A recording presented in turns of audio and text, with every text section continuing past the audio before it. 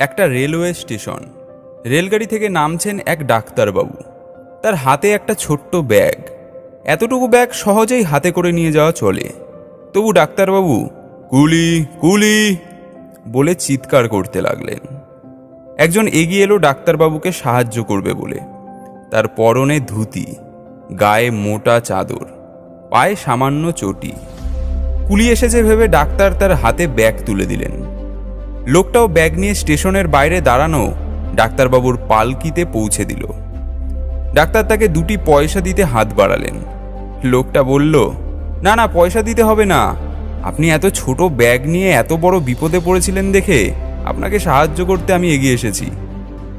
পয়সা দিতে হবে না? তুমি কেমন কুলি? আমি ঠিক কুলি নই। তুমি কুলি নও? না, আমার নাম ঈশ্বরচন্দ্র শর্মা।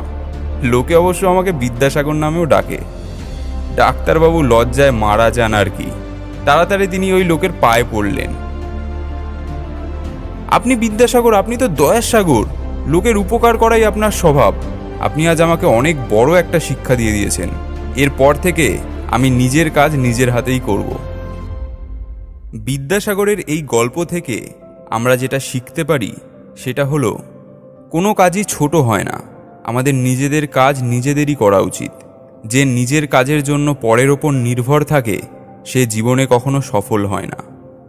ঈশ্বরচন্দ্র বিদ্যাসাগর ছিলেন এই রকমই। খুব সাধারণ পোশাক পরে থাকতেন, কিন্তু তার নাম ছড়িয়ে পড়েছিল সমস্ত দেশ জুড়ে। সবাই তাকে জ্ঞানের সাগর আর দয়ার সাগর বলেই জানতো যে তিনি ভীষণ বড় মানুষ। তাকে দেখতে অনেক দূর দূরান্ত থেকে লোক আসত, কিন্তু যারা তার সম্পর্কে আগে থেকে জানতো না তারা তাকে অনেক সময় চিনতেও পারত না।